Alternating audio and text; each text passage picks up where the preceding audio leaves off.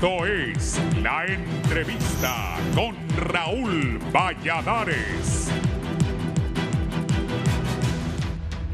Con una distracción más al tema de la segunda vuelta electoral, toman expertos la propuesta del presidente del Congreso Nacional, Mauricio Oliva Herrera, para que en las próximas elecciones generales se coloque una cuarta urna para consultar a la población si se reglamenta la reelección presidencial. Figura que evoca la intención que tuvo en 2009 el expresidente Manuel Zelaya Rosales de colocar una cuarta urna para consultar el interés de la población e instalar una Asamblea Nacional Constituyente que formule una nueva constitución. Oliva reaccionó en esos términos ante la moción del diputado liberal Juan Carlos Albir, que el lunes anterior presentó una moción para interpretar el artículo 236 de la Constitución de la República y hacer viable la práctica de la segunda vuelta electoral o balotaje en las elecciones generales del próximo 28 de noviembre. El titular del Poder Ejecutivo dio un portazo disimulado a la mínima intención de liberales y libres, una amplia gama de sectores sociales y la comunidad internacional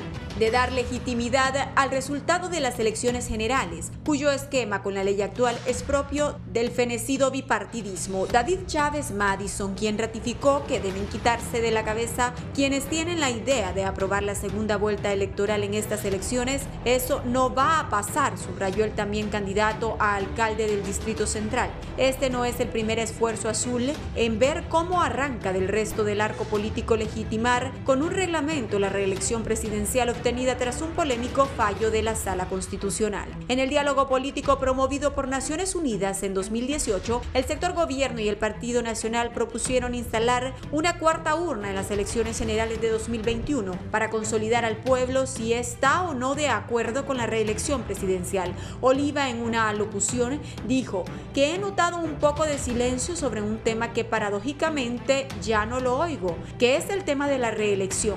Quedamos en que íbamos a hacer un plebiscito. Sigo invitando a los partidos políticos si siguen interesados en el tema. Estamos prestos para abordarlo de la manera más profesional y objetiva para el pueblo hondureño. Habría que crear otra ronda electoral y sacarla antes del 27 de enero para tener un presidente bajo ese mecanismo, agregó. El sociólogo Julio Navarro señaló que hablar nuevamente de la reelección presidencial se quiere distraer a la población, evadiendo su responsabilidad al no poderlo hacer desde 2014. En el Partido Liberal, dirigentes de base cuestionaron el apego de Eduardo Martel a Luis Zelaya y a Nasralla, que busca imponerlo como aspirante a dirigir el Distrito Central en detrimento del propuesto por su propio partido. En Libre, el disentimiento liberal acercó más liberales a la candidatura de Jorge Aldana y a la rápida reacción del candidato presidencial rojiblanco Yanni Rosenthal. Estamos de acuerdo con que las alianzas sean a nivel local. Nosotros vamos a estar respaldando estas alianzas, afirmó el joven empresario sanpedrano. Si él decide que no será el representante del partido, nosotros tenemos que tomar nuestras propias decisiones. Mi expectativa es que asuma la responsabilidad, apuntó. Del lado de los partidos chicos, el FAPER presentó un recurso de amparo contra la ley electoral, mientras otras fuerzas se decantaron por el recurso de inconstitucionalidad ante la Corte Suprema de Justicia por la referida norma y una denuncia ante el Comisionado Nacional de los Derechos Humanos por considerar que se violentan derechos constitucionales. Del Estado Judicial llegó la resolución que libera la responsabilidad penal al alcalde y candidato presidencial nacionalista Nasri Asfura de presuntos delitos en el manejo de cuentas municipales, abriendo otro frente de debate por la presunta impunidad de los políticos del oficialismo.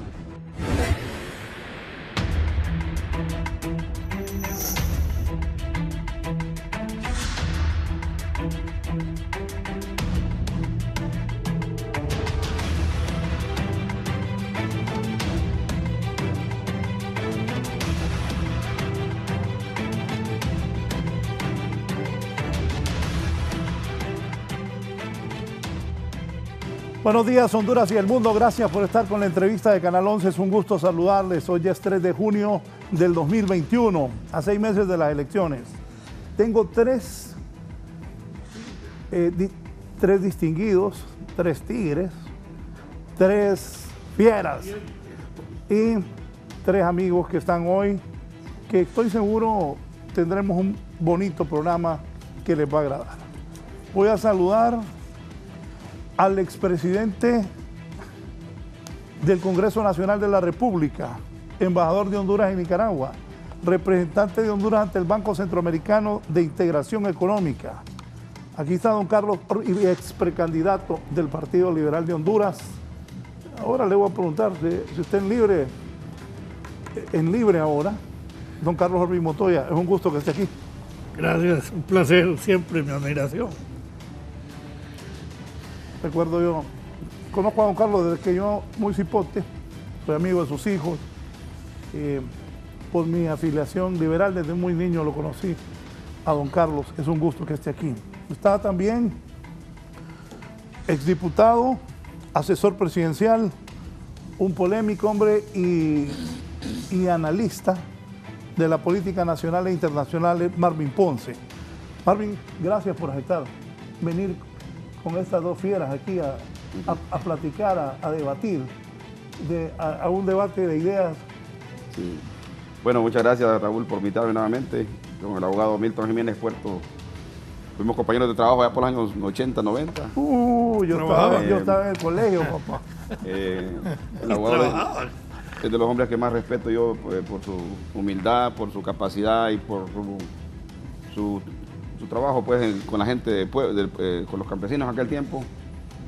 Se encargaba de sacar campesinos cuando luchaban por la tierra, en los años 80, que era muy difícil la lucha por la reforma agraria. Le recuerdo por eso y por su trayectoria.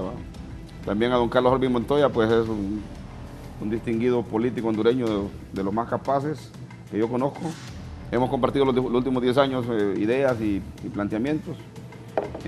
Discrepamos en varias y en otras los coincidimos, pero he aprendido mucho de don Carlos, yo de muchas cosas, porque creo que es de los hombres más prácticos a la hora de hacer análisis del país. Lo hace con tanta sencillez, porque conoce mucho el tema de la política y ha estado en cargos importantes dentro del país.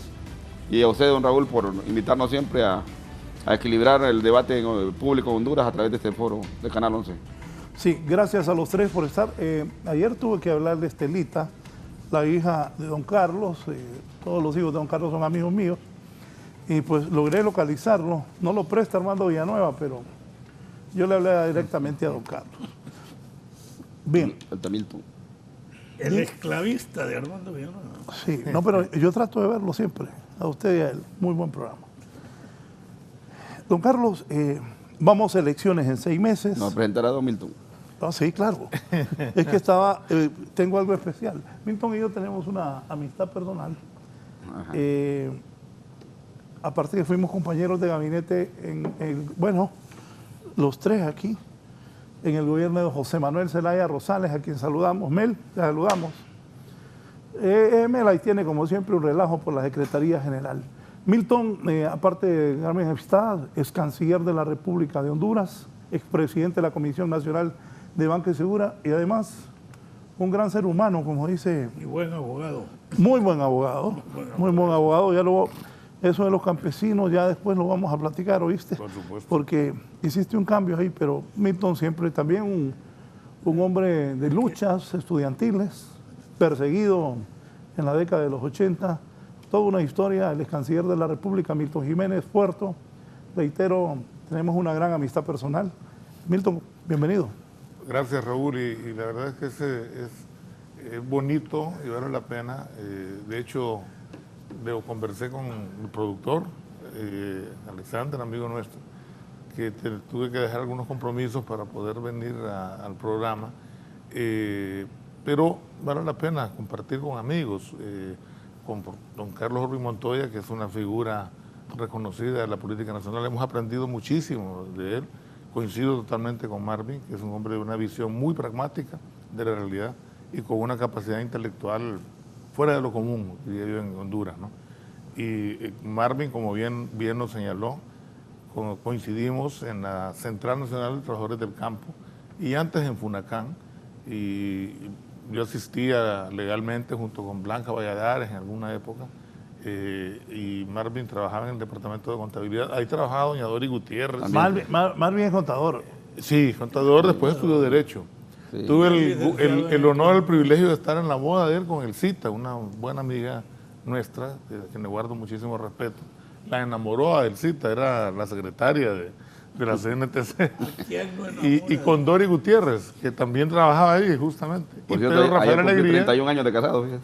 Bueno, imagínense. Pero Rafael Alegría, que era dirigente sempiterno de los campesinos hondureños, pero aquí es una gran lucha. Sigue siendo. Y sigue siéndolo, por supuesto. Así es que, es decir, estamos hablando de amigos y con vos, Raúl, pues imagínate toda la profunda amistad que nos une y la coincidencia en muchos aspectos. Así es que yo creo que podemos contribuir a dar algunas ideas acerca de lo que acontece en la sociedad hondureña, ¿no?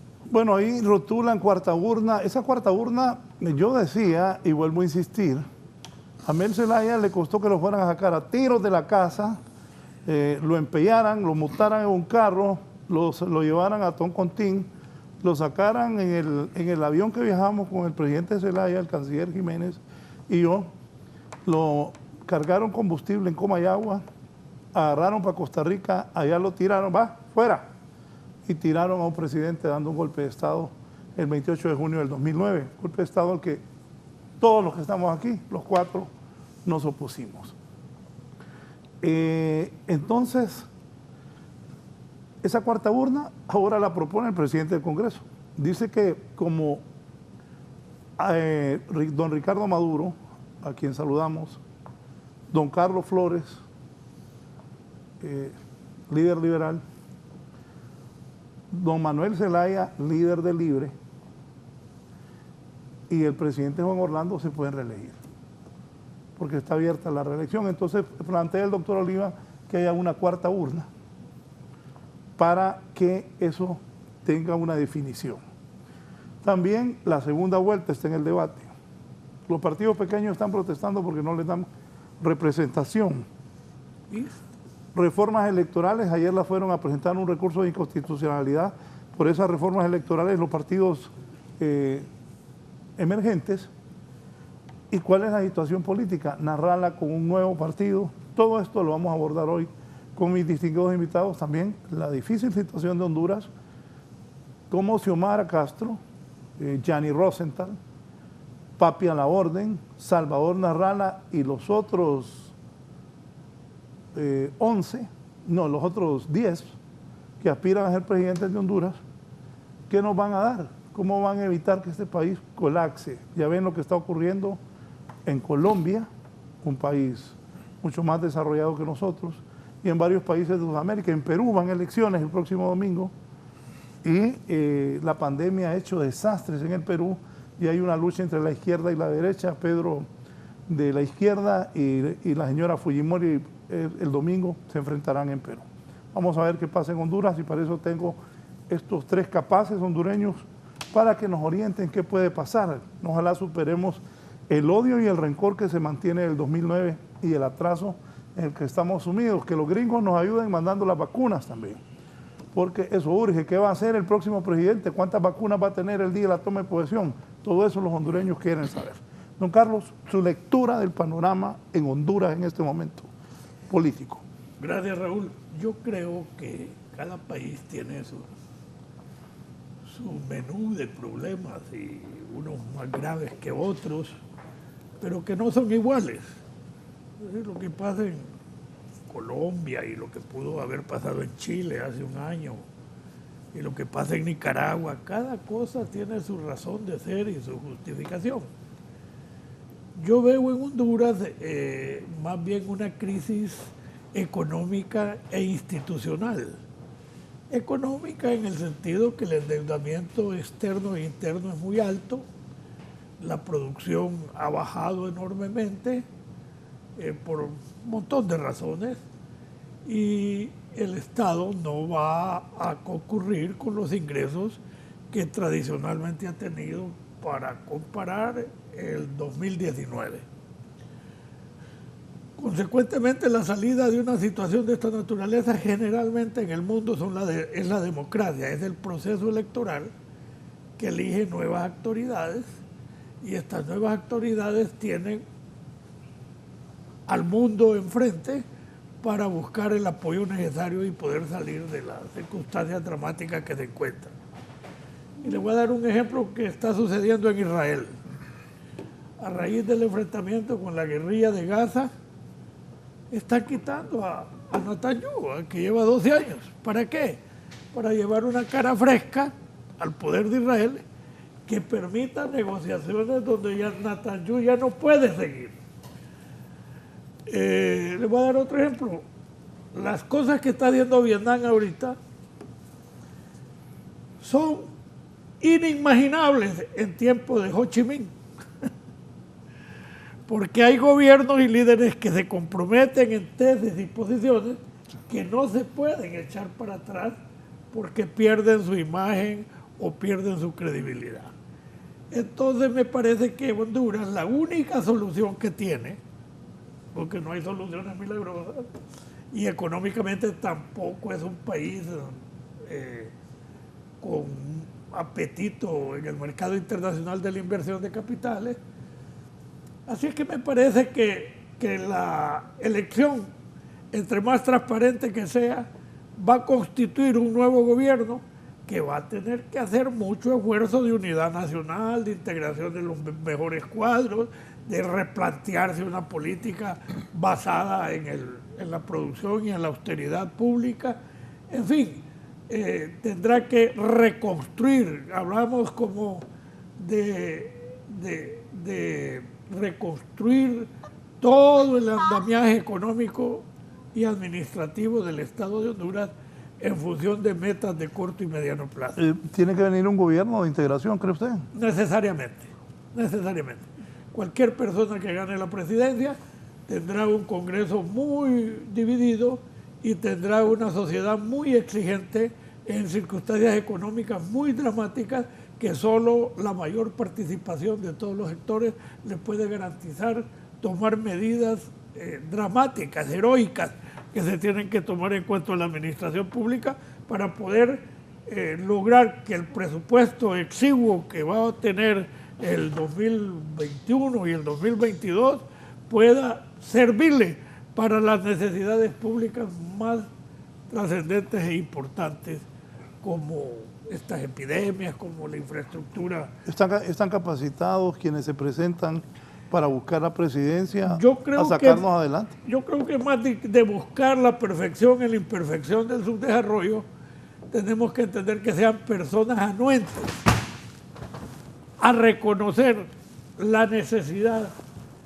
de integración de todos los sectores y que tengan la voluntad política de hacerlo, sin sectarismo, sin odio, sin rencores. Tienen que incorporar los cuadros más valiosos. Yo le voy a decir un ejemplo para hablar concretamente. ¿Usted cree que la señora de la Dirección General de Ingresos ha hecho un buen papel? Medio. Para mí, excelente. Yo la dejaría en ese cargo. Es un cargo tan delicado que no se puede improvisar. Uno nuevo que llegue no va a poder estructurar los requerimientos pragmáticos que requiere la recolección de los tributos del Estado bastante con para poder estructurar un presupuesto en crisis. Para darle ejemplos, pues, tiene que hacer acopio al nuevo gobierno. Entonces, más que estar preparado, lo que se quiere es sensibilidad política, voluntad política y amor a la patria para hacer lo mejor que se pueda. Porque, Raúl, una persona no puede saberlo todo, pero sí reestructura su administración, moderniza su administración y se hace asesorar muy bien, no solo por nacionales, sino por el apoyo institucional extranjero. Honduras es un país pequeño, hombre, de apenas 9 millones de habitantes. Tenemos que encontrar una solución. Dios nos ha dado muchos recursos para que el país salga adelante. Así es que esa es mi opinión. Un proceso democrático transparente debe ser a estas alturas irreversible. Un proceso de integración en el nuevo gobierno irreversible. Y creo que por ese camino vamos a andar todos los hondureños. ¿Usted qué piensa, don Marvin? Coincido en gran medida con el don Carlos y creo realmente que tenemos que partir, en primer lugar, que el barómetro político de las Américas, cuando plantea la democracia hondureña, hace 12 años la viene planteando una democracia de cuidados intensivos, casi muerta, en términos electorales, ¿va? Y acuérdense que dieron dos fenómenos importantes que han dividido en gran medida la sociedad hondureña Uno fue el golpe de Estado perpetrado a Manuel Zelaya Rosales, que estos mismos grupos económicos que hoy están planteando muchas de oposiciones son los que tiraron ese golpe. El daño económico a la economía de eso fue tan fuerte como un huracán, o del golpe de Estado, porque se retrasaron una gran cantidad de pequeñas empresas, se cerraron negocios. ¿Esos grupos económicos apoyan a alguien en este momento? Me imagino que sí, acuérdese que aquí, sí. En segundo lugar, diríamos la reelección no consensuada, ¿va?, que al final se dio, también generó otra crisis política que todavía la estamos viviendo, pues. Esos dos fenómenos políticos han puesto a la sociedad hondureña en una condición de no encuentro. Y el no encuentro fue tan grande que pasaron 8 años y la oposición partidaria no fue capaz de negociar ese tema en la segunda vuelta, que es necesario que se define en el país.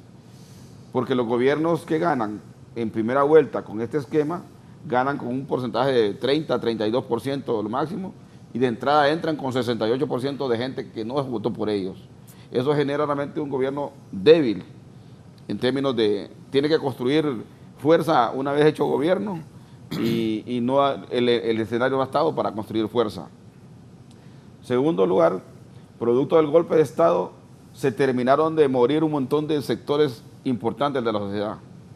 El sector obrero de las centrales obreras, que antes era determinante como un actor clave, ya no es determinante. Aquellas 3 centrales obreras que eran consultadas permanentemente por los gobiernos ya no aparecen como actores.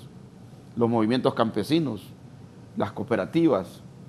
Ahora los interlocutores son unas ONG que andan ahí, ¿va?, las ASJs, el otro movimiento, un montón de gente que inclusive se alinea con el poder. Ni siquiera es un sector de ONG que estudia la realidad y plantea problemáticas alternativas. Ayer le decía al doctor Hugo Noé Pino y a Julio Raudales en otro programa que el colegio de economistas solo pasa dando opiniones en los medios del PIB y de la macroeconomía, pero no hay una propuesta.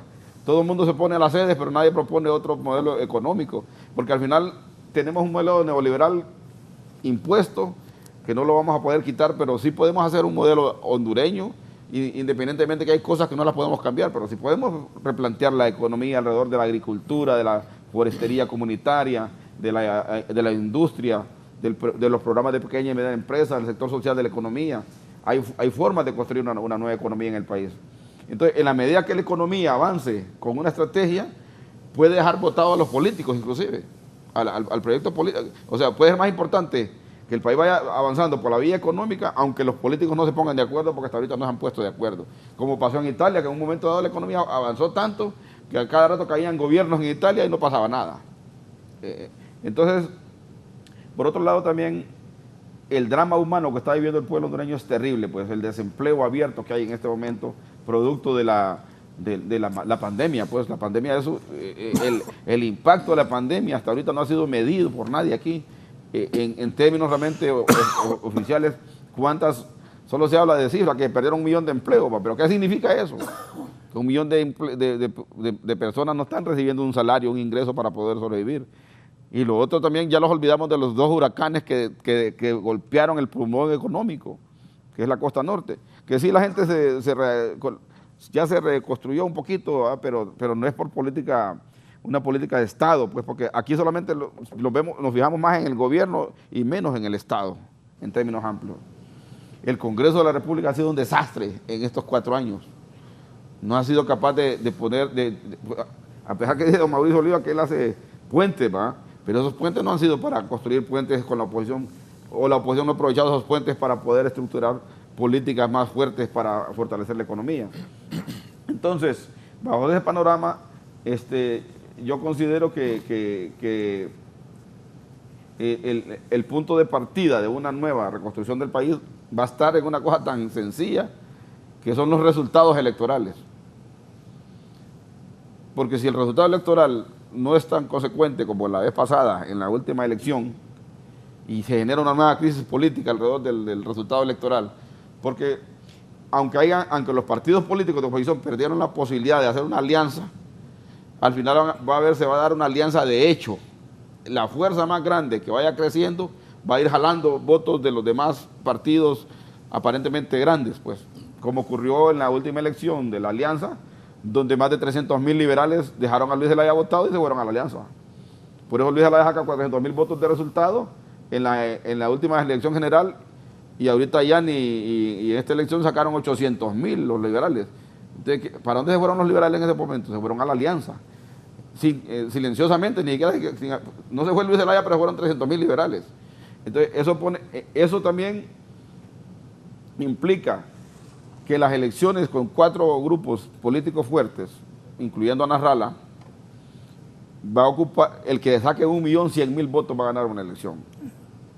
Y eso, en esta última primaria, independientemente de que los resultados sean cuestionados, la fuerza más votada en la primaria fue el Partido Nacional, después fue el Partido Liberal, después fue el Libre, y eso pone manifiesto, realmente habría que ver quién construye una propuesta generosa y sobre todo quién le va a apostar a los 500.000 nuevos votantes, porque anteriormente los jóvenes no votaban, pero ahora que esté este aparatito, los jóvenes se politizan también y logran ir a la urna. En ese sentido, yo considero de que el país tiene recursos naturales, tiene gente muy trabajadora. Si usted se vaya, la industria de la comida, el respaldo que ha dado en estas crisis, la producción agrícola, la producción del frijol, la producción de los granos básicos, la producción ganadera, la producción de la agroindustria alimentaria, todas las industrias de lechería, el engorde de ganado, el café, que es tan noble con nosotros, la palma africana, el banano, a pesar de los impactos naturales que tuvo, han sido determinantes para poder mantener al país en una situación por lo menos mediamente activa. Coincido con don Carlos, todavía nos ocupamos una estrategia fiscal más agresiva todavía, porque se siguen robando más de 300.000 millones de lempiras anuales en impuestos sobre ventas, impuestos sobre la renta, porque acuérdense que en 25 años han dado 17 paquetazos. Ayer el presidente del COEP decía que aquí nos cobran impuestos como países de primer mundo, pero que no tenemos las ventajas de que hay escuela gratis, que hay asistencia de salud gratis. El presidente del COEP estaba protestando. Sí, pero no lo pagan, se lo roban los empresarios. Todos esos 300.000 que se lo roban, ¿no?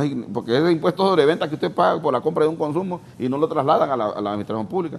A pesar del esfuerzo que ha hecho doña Miriam, todavía hay una cantidad. Hay que revisar el sistema. El sistema me parece que no es el más apropiado. Entonces, no, y ahora con la tecnología, las ventas en línea, quién cobra el impuesto, cuando compra un ticket de avión en el extranjero, todas esas cosas, quién se queda con el impuesto, cómo llega el impuesto al Estado, a la arca pública. ¿Va? Aquí me dicen, y ahí es donde, y es cierto, voy a rectificar, Miriam Guzmán ha hecho buen trabajo. Es que la labor de cobrar impuestos, Miriam Guzmán lo hace bien. El problema es el uso de esos impuestos. Y también hay demasiados impuestos. Nada público sirve. Aquí el que puede paga doble todo.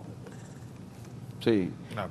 Por ejemplo, mire, entonces yo quiero terminar porque quiero escuchar también a don Milton. Lo que quiero decirle yo es que si la clase política logra sacar las elecciones normales y se da un resultado normal y se construye un gobierno de unidad y reconciliación, de integración, como dice la Constitución, porque esa cuestión no es ni siquiera que es obligatorio hacer gobierno de integración, pues según la Constitución. Así es. No, o sea, porque si son 4 fuerzas políticas y una gana, algunos 3 profesionales buenos hay en el otro partido para integrarlos al gabinete. No, y el que gane va a ganar con un porcentaje menor. Sí, entonces, si se hace un gobierno de integración y se hace un acuerdo nacional para hacer una reforma política, una reforma económica, llámese eso reforma, que se haga una constituyente o no se haga una constituyente, pero se pueden hacer cosas todavía importantes en el país, porque la economía ha cambiado, habida cuenta de que el banano, que era el producto clave de las décadas pasadas, ya no somos una república bananera, somos una república más diversa en términos de productivos. Ahora los servicios, la tecnología y todo eso puede dar luz verde a eso. En ese sentido, usted puede ver la gran cantidad de empresas que se crearon ahorita con la pandemia. Un montón de gente creó microempresas inteligentes. Entonces quiere decir que sí hay capacidad y creatividad en el hondureño. Entonces yo sí creo que obviamente hay que hacer un pacto contra la corrupción, un pacto de verdad, ¿va? Porque realmente yo considero que de nada sirve que estemos haciendo esfuerzos de consejos anticorrupción si el aparato de justicia realmente no se da su valía. La fiscalía no se da su valía para llevar a juicio penal público a los ladrones, a los que roban dinero. Porque sí, yo estoy desde el gobierno y he visto cómo roban ahí bastante gente. Entonces yo creo que también hay que parar eso. Hay una pacotilla de 30, 40 años, unos muchachos con perros para robar. Desde luego un gobierno de integración tiene que tocar ese tema fundamental. Entonces el país requiere un reencuentro productivo en los niveles de la economía y en los niveles de la política. Don Milton Jiménez, para usted la situación política, ¿cómo la visualiza? Lo que viene en 6 meses, estamos en elecciones generales y claro, el futuro de Honduras, ¿cuál es? Claro, bueno, no, es indudable que tanto Carlos como Marvin han hecho un diagnóstico de la situación que está viviendo el país en distintos ámbitos. Y yo creo que en general poca gente puede, digamos, divergir de las opiniones y de los criterios que han vertido, porque somos coincidentes. Antes de entrar, digamos, en ese punto, yo solo quisiera hacer una referencia, Raúl. En Honduras tenemos la tendencia a satanizar a todo mundo. Satanizamos, por ejemplo, al zar, a doña Miriam Guzmán, con quien tengo el gusto de tener una relación de muchos años atrás, y su familia. Pero olvidamos un detalle, es decir, doña Miriam Guzmán solo está ahí para cumplir. Las leyes y los impuestos no es ella la que los impone. Y yo coincido en esto, quiero ser bastante claro con Carlos, en el sentido de que ella ha hecho dentro de lo posible una buena labor. Y en otros ámbitos incluso se sataniza a los banqueros, se sataniza a los políticos. Tenemos la tendencia siempre a andar buscando responsables de una situación de la cual olvidamos la responsabilidad personal que tenemos. Decía incluso en el caso particular de los banqueros, decía un famoso escritor francés que no es nada el delito de asaltar un banco frente al delito de fundar un banco, ¿no? Pero los banqueros actúan como tales en cualquier parte del mundo. Es decir, uno llega feliz cuando le dicen que le han otorgado el crédito para construir su vivienda, para poner su negocio, etc. Pero cuando comienzan a cobrarle, entonces es cuando comenzamos a reaccionar virulentamente, ¿verdad? Menciono esto solamente por mencionar algo. Los políticos, la clase política, es fundamental en una sociedad y no se puede tampoco prescindir de ella, ¿verdad? El tema es de incidir para que el comportamiento de los distintos sectores sea más acorde con la realidad nacional y además buscando soluciones a la problemática nacional.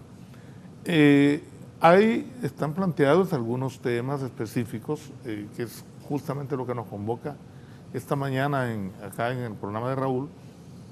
Uno de ellos es el que refirió el presidente del Congreso, de la posibilidad de ir en el proceso próximo electoral, que haya una cuarta urna en la que se decida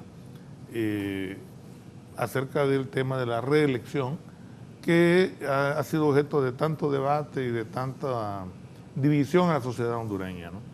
Y yo creo que lo que ha ocurrido con lo manifestado por el doctor Oliva, que no dudo de sus buenas intenciones, es simplemente el reconocimiento de que la reelección que se produjo en 2017 es una reelección ilegal, pero más que ilegal es ilegítima, porque también tenemos esa tendencia a confundir lo legal con lo legítimo. Y yo he insistido en varias ocasiones y por supuesto lo único que hago es repetir lo que constantemente muchos intelectuales en el mundo lo dicen, y en Honduras, por supuesto, que el tema de lo legítimo corresponde más al ámbito de la sociología, de la antropología, y no de lo jurídico. Lo legal, que es lo formal, sí corresponde a lo jurídico. Y los que más confundimos esos términos somos precisamente los abogados. Cuestionamos decisiones o propuestas que hacen los políticos en el Congreso Nacional, ya sea el doctor Oliva como presidente del Congreso, o ya sea el licenciado Juan Carlos Elvir, por ejemplo, como diputado por el Partido Liberal, por el departamento de Copán, un líder muy reconocido en ese departamento, fue un gran alcalde en Santa Rosa de Copán. Yo creo que fue la persona que produjo ese despegue de Santa Rosa de Copán como la ciudad líder en occidente del país. Pero lo que hace el licenciado Elvir es una propuesta de carácter político, pero le queremos dar un enfoque jurídico. ¿La segunda vuelta? La segunda vuelta, que no está alejado de lo que proponen otros sectores de la sociedad hondureña, entre ellos expresidentes de la República, que con bastante atino han señalado la importancia, y no es algo antojadizo, Raúl. El tema de la cuarta urna, por ejemplo, que nos llevó a aquella debacle terrible que ya todos conocemos y que además, como bien lo señaló Marvin, produjo una situación, digamos, económica calamitosa, o la agudizó, una división profunda que todavía aún ahora la vivimos en la sociedad hondureña, el desboronamiento, digamos, de sectores sociales importantes, fundamentales en una sociedad, y no vamos tampoco a debatir o a hablar sobre algo que ya todos en Honduras conocemos. Pero, ¿qué es lo que se está buscando? ¿Qué es lo que buscan los políticos? Y en ese sentido hay que darles el beneficio de la duda, porque al fin y al cabo ningún país del mundo puede prescindir de su clase política. Los comportamientos pueden ser diversos, pero prescindir de la clase política es prácticamente prescindir de la democracia. La clase política es la que se encarga precisamente de transmitir las inquietudes, las necesidades de la sociedad, transmitirlas al poder y convertirlas en estructuras sociales, jurídicas, económicas, culturales, etcétera, ¿no? Entonces, estamos viviendo una situación muy difícil en el país, mucho más crítica de lo que hemos vivido en años anteriores. No ha habido acuerdos. Yo creo que los acuerdos son fundamentales de todos los sectores y fundamentalmente los sectores políticos. Hemos estado peleando y seguimos peleando como perros y gatos a lo interno de los partidos políticos, entre los partidos políticos o los partidos políticos entre sí, y no hay, digamos, no buscamos los puntos de coincidencia que son tan esenciales en este momento crítico de la sociedad hondureña. Justamente a raíz de los huracanes ETA y IOTA, el presidente tuvo a bien, y por supuesto con visto bueno de la comunidad internacional, de convocar a una especie de consejo asesor que ha dado una propuesta, ha dado un diagnóstico, ha dado una propuesta, en mi opinión, y no lo digo porque me tocó ser parte de él, a pesar de las críticas que se virtieron en ese momento, pero entendiendo que lo que queríamos era contribuir, poner un grano de arena. Como igualmente recuerdo, y hablando de alternativas a las que hacía referencia Marvin, recuerdo que Gianni Rosenthal, aún siendo precandidato del Partido Liberal, hizo propuestas concretas en función del país, y eso no podemos tampoco desconocerlo. Uno de ellos en el ámbito económico, que ya lo estamos viendo, y es que a raíz de ese conflicto que cada día se agudiza más entre Estados Unidos y China, es evidente que el presidente Biden está asumiendo una actitud incluso mucho más dura en la relación entre Estados Unidos y China de la que tenía el presidente Trump. Y está exigiendo que muchas de las empresas que todavía quedan, estadounidenses, que todavía quedan en China, vengan no solo a Estados Unidos, sino a América Latina. Gianni Rosenthal propuso que se formule, digamos, un plan para que algunas de esas empresas, no vamos a hablar de los cientos o miles, pero con pocas empresas, estas economías son tan pequeñas que yo creo que con pocas empresas que se establezcan en el Triángulo Norte, esto va a generar riqueza, esto va a generar empleo, que es el gran problema que tenemos en la sociedad hondureña. Entonces, para poder visualizar este programa de reconstrucción nacional, como se le denominó, en lo cual, y de rehabilitación, porque recordemos que gran parte de la infraestructura que se perdió con los huracanes y de la infraestructura económica que se perdió también con la pandemia, es decir, los tres fenómenos conjuntos que nos tienen en una situación todavía mucho más precaria y mucho más difícil hacia el futuro, solo lo podemos hacer con gobiernos que gocen de legitimidad, no solo de legalidad, también de legitimidad. Entonces, la preocupación para mí de Juan Carlos, la preocupación del presidente Flores, la preocupación de don Carlos Montoya, de Marvin, o del doctor Oliva, por ejemplo, para mencionar algunas personas, es en función, el presidente Zelaya, en función del futuro del país. ¿Qué va a ocurrir el próximo año? Cuando Honduras, por ejemplo, requiere llegar a acuerdos con los organismos financieros internacionales, buscar, no condonaciones de deuda, porque no es tampoco una alternativa, pero buscar mecanismos de financiamiento más blandos para la economía del país y para las finanzas del país. Pero también requiere de la cooperación internacional. Y hay una grave crisis en nuestro país, que no es solamente responsabilidad del actual gobierno. Por supuesto que el actual gobierno tiene una alta dosis de responsabilidad, pero no es exclusiva. No es únicamente el problema de Jo, que fuera Jo, sí. Es decir, probablemente vamos a coincidir con muchos sectores de la sociedad hondureña con esa proclama de fuera Jo, etcétera, ¿verdad? Pero fuera Jo significa que vamos a elecciones el 28 de noviembre y ahí vamos a decidir si continúa o no continúa un programa, un proyecto político. El tema ahí es si después de las próximas elecciones, el próximo presidente o la próxima presidenta, sea Xiomara, sea Yani, sea Tito Afura, sea Salvador Nasralla, van a gozar de la legitimidad necesaria para poder aglutinar a los distintos sectores de la sociedad hondureña y para ir gradualmente restaurando la credibilidad de Honduras, porque el problema no es de un partido político o de una persona. Frente a la sociedad o la comunidad internacional, el problema es Honduras. Pasamos por el MICH, se tomaron unas medidas heroicas con lo del MICH y se supone que íbamos a tomar también durante todos estos gobiernos medidas en la protección del medio ambiente, para mencionar algo, ¿no? Y los hondureños en conjunto, no es responsabilidad de una u otra persona, los hondureños, digo yo, continuamos deforestando, continuamos tirando basura, continuamos degradando el medio ambiente. Entonces, ¿cómo vamos a ir ahora a plantearle a la comunidad internacional una Honduras verde? ¿Cómo vamos a venderle oxígeno, por ejemplo, a la comunidad internacional? ¿Cómo vamos a intercambiar deuda, por ejemplo, por oxígeno? Porque a pesar de toda la situación crítica que vive en el ámbito forestal, todavía tenemos bosque suficiente en Honduras, todavía tenemos grandes extensiones, todavía tenemos la biosfera del río Plátano. Pero todo eso solo lo podemos hacer, es cierto, con un gobierno de integración, como lo dijo Carlos y lo recalcó Marvin, pero también con un gobierno de integración implica un gobierno legítimo, no un gobierno con un 20% del electorado. Yo no quiero, honestamente no quiero para Honduras lo que acontece en algunos países vecinos, en donde se pretenden perpetuar en el poder una persona y un partido político con el 30%, con el 32%, a lo sumo con el 37% del electorado.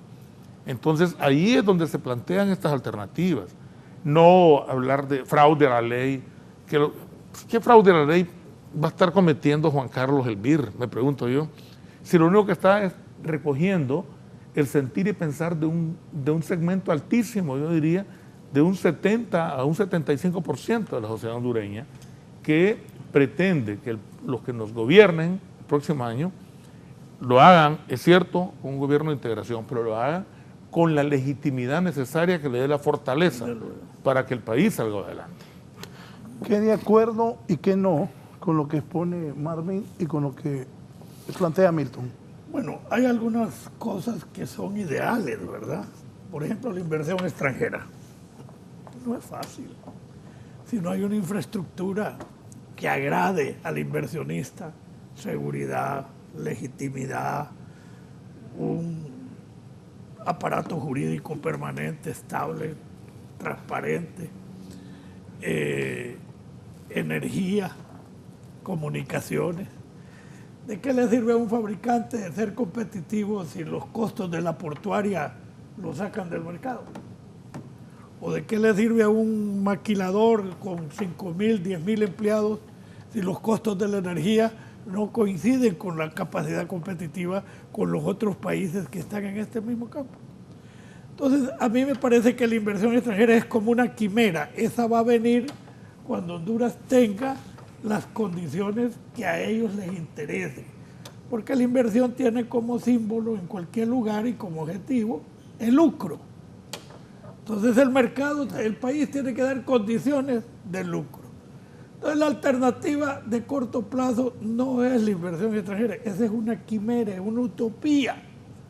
Tenemos que trabajar con los recursos internos del Estado para generar empleo masivo y ese empleo masivo genere consumo y ese consumo genere un mercado atractivo tanto para la industria nacional como para las nuevas inversiones. ¿Quién puede hacer la inversión de generación de empleo? No, es la empresa privada. Eso es mentira. La empresa privada está sobreviviendo. Es el Estado. El Estado con sus recursos, con su deuda soberana, con sus acciones, que puede decir, Honduras necesita 1000 megavatios para los próximos 10 años. Bueno, vamos. Aquí están los proyectos, busquemos el financiamiento, BOT, concesionarios, lo que sea, y vamos para adelante. En cuanto a lo demás, estamos de acuerdo, el gobierno tiene que ser legítimo, el gobierno tiene que ser anticorrupción, fundamentalmente contra la corrupción, porque lo que estamos hablando, todo se liga a la corrupción.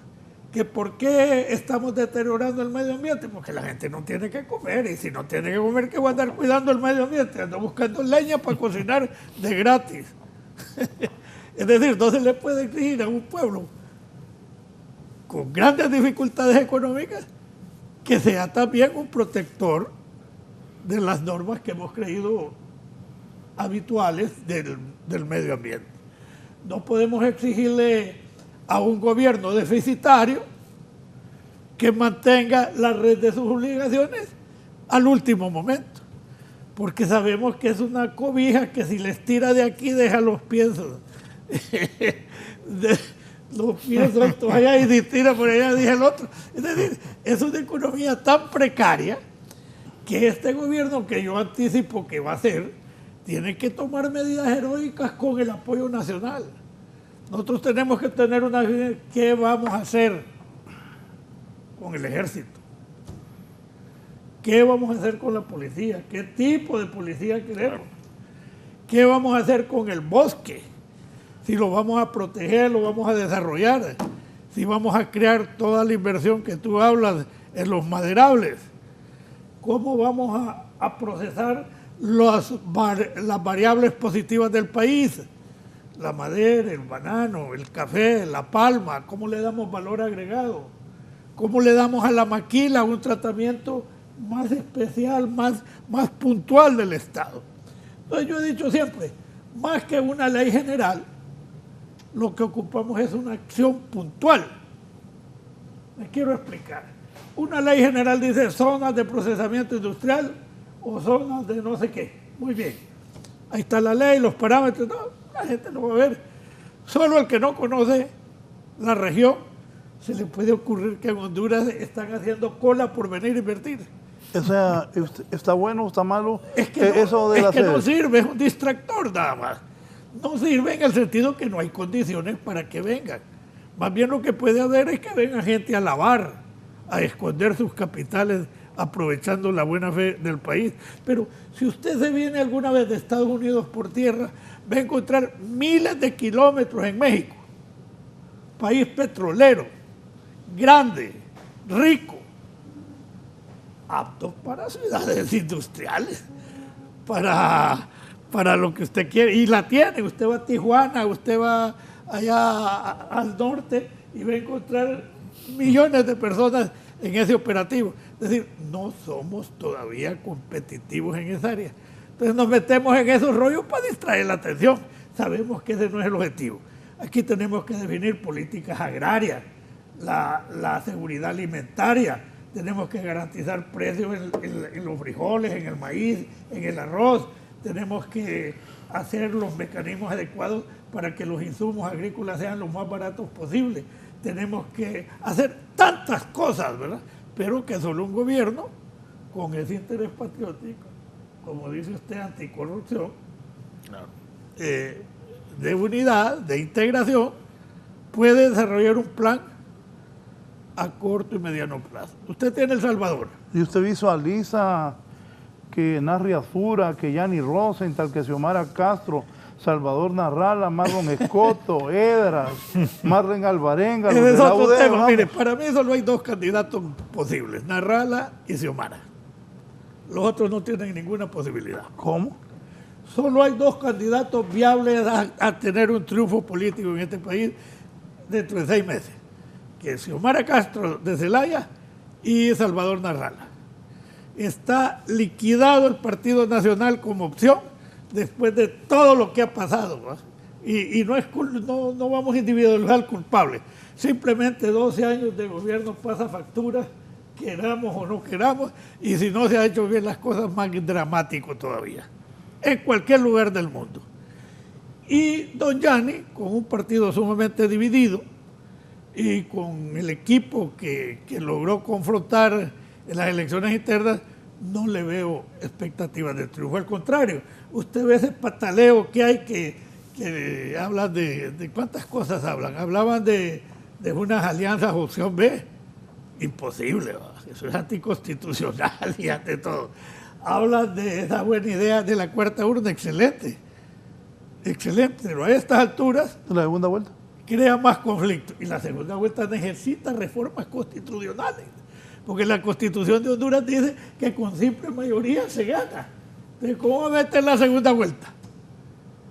Si el que gana con simple mayoría tiene el derecho constitucional de tomar el poder. Tiene que reformar ese artículo. Y eso se reforma en 2 legislaturas. Ya no hay tiempo. Bueno, mire, yo creo que... Lo dejó pensando. Sí, yo creo que hay algunas cosas que están ocurriendo en el país y que... Fíjate que los dos están pendientes. Y que- ¿Qué va a decir? Pues los dos Claro. con una... Porque, así- porque así- el país está en una situación ya no de crisis, yo creo que está en una situación evolutiva, pues, porque crisis son temporales, se suspenden. Paciente en Una- cuidados una- intensivos, una- dijiste. Ojo, Sí. ojo.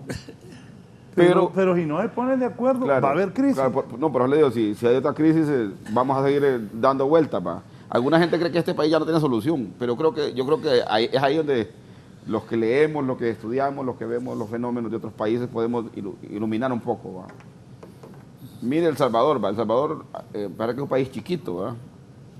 Solo la presencia de Bukele, cómo le ha dado vuelta a la percepción, porque no es que El Salvador está produciendo más comida, o está produciendo, ¿va? Sigue consumiendo los frijoles de Honduras, el queso de Honduras. Bukele tiene buena publicidad. Pero es un gobierno de publicidad, pero que le da Honesto. vuelta a la percepción del pueblo salvadoreño. Un partido tan fuerte y en las bases como el FMLN quedó con la boca abierta, pues porque la base tenía un activismo fuerte, una base fuerte y quedó doblado, pues. Entonces, fenómenos como esos, más allá que los estudiamos después, pero le pueden dar hasta la percepción de un país diferente, ¿va? Lo que está claro que también tenemos que ser hábiles en jugar con la geopolítica en Honduras, pues. Yo creo que aquí hay una cuestión que hay que saber jugar en términos. Cada vez Rusia se está metiendo a Centroamérica, cada vez China se está metiendo a Centroamérica, Estados Unidos está como queriendo casi gobernar con que la Kamala Harris va a venir a decirnos qué hay que hacer en el Triángulo Norte, que el otro viene aquí también, que hay que sancionar empresarios, Estados Unidos, ese juego geopolítico también nosotros tenemos que aprovecharlo inteligentemente como país, con dignidad, para manejarlo bien, con dignidad, que en las prioridades que ocupa el país. ¿Desde cuándo venimos hablando de un canal seco de Amapala para Trujillo? Sí, pues que son las quimeras que venden, hombre. No, pero Sin le digo, producción o sea, no puede haber esos servicios. No, pero se ocupa o no se ocupa, lo podemos hacer, es negocio o no es negocio. No es negocio. Bueno, pero, No es negocio. pero en los planes de desarrollo aparece siempre, ¿va? Pero sí, pero es quimera, le ponen esos adornos. Correcto, bueno, entonces Yo sí creo que el país tiene muchas salidas. Yo siento que hemos avanzado bastante en la parte productiva, porque el país no se cae precisamente porque hay sectores productivos trabajando, haciendo la fuerza. Los mercados están abiertos, la gente es consumista, la plata que viene de Estados Unidos de la remesa, la gente ahí va caminando. Correcto. Y más lo que se produce en el país. Lo que sí creo yo, que don Carlos está errado en el tema político. El Partido Nacional no está derrotado. ¿Está equivocado, Carlos Montoya? Totalmente equivocado. El Partido Nacional está desgastado políticamente como cualquiera, pero la maquinaria y el dinero que tiene el Estado para la campaña política, la asesoría internacional, la estrategia de cómo manejar elecciones. Ya acuérdese que se perdió aquel esquema que tenía usted. 8 años el Partido Liberal y 4 años el Partido Nacional. Eso se rompió con el golpe de Estado. Entonces se volvió a un nuevo esquema y ahorita los partidos ahora no han evolucionado tanto que ya invierten mucho en estrategias electorales. A mí me dio mucha tristeza que no se pudiera haber concretizado la alianza entre Libre y Yani, porque creo que era realmente una buena estrategia para poder enfrentar al Partido Nacional, porque el Partido Nacional es el base del opositor. Sí. El Partido Nacional tiene un candidato que, a pesar de que no tenga la trayectoria intelectual de otros, pero sí tiene un carisma que en alguna medida envuelve, porque aquí el voto no es lineal, aquí hay voto diferenciado, pues. Marvin, una preguntita. Tú dices que el Farabundo Martí quedó, ¿cómo? ¿Farabundo qué? Martí. Así se llama. El FMLN, sí. Se quedó con la boca abierta. Sí. Cuando perdió. Sí. Estaba tan estructurado como el Partido Nacional, con una revolución atrás, sí. Y la gente le dio la espalda. La revolución tecnológica de Bukele... te doy el dato que por mucho dinero que tenga el Partido Nacional, la gente puede tomar el dinero y votar por otro. Pero mire, Mel tiene una estrategia que a mí no me parece correcta. A Mel no le gusta buscar dinero para la campaña. ¿Por qué el Libre es débil? Porque el Libre es débil en las alcaldías, no gana alcaldías. Es débil el Libre. El Partido Liberal es fuerte en alcaldías y gana buenas alcaldías. Muy buenas. Eso es lo que le ha dado alguna medida al Partido Liberal para mantenerse en las alcaldías. Sí. Y Libre es débil en alcaldías. Sí. El Partido Nacional tiene bastantes alcaldías, entonces todo eso también se contribuye a la estructuración de un proyecto político de cara al tema electoral. No solo eso, Marvin, están haciendo alianzas y no podemos desconocer las alianzas que se están dando a nivel local, a nivel municipal, una gran cantidad de alianzas. Es más, Libre, usted mismo, Carlos, y nosotros, digamos, en mi caso, yo siempre he votado por Libre, nunca he formado parte de la estructura, nunca he optado a un cargo de elección popular con Libre. Es decir, podría decir, es decir, in and out, como dice el gringo, estuve pero no he estado. Es decir, nunca he sido una persona, y perdóname que lo interrumpa, Marvin, pero solo para dejar esto claramente establecido, pero tengo una amistad personal con el presidente Zelaya, con su familia, y creo en algunos postulados, pero no en todos. No creo. Es más, me parece que Libre adolece de un problema fundamental de infraestructura. Y un poco para lo que menciona, porque coincido con usted, ya desechar al Partido Nacional de entrada. Eso es un gravísimo error en política, ¿no? Carlos Montoya está cometiendo un gravísimo error político al desechar al Partido Nacional. Desechar, como igualmente desechar, no, digo, Carlos, es su opinión. Es su opinión. No, la alternativa de llegar al poder son los dos. Tampoco la regresa. Aquí está diciendo que Montoya está cometiendo un gran error. Y también dijo que ya ni está desaparecido. Igualmente tampoco estoy de acuerdo. ¿Por qué? Porque hay un problema en el Partido Liberal, un problema con Luis Zelaya, hay un problema con Martel, que, cobijado con la bandera del Partido Liberal, ganó la candidatura a la alcaldía.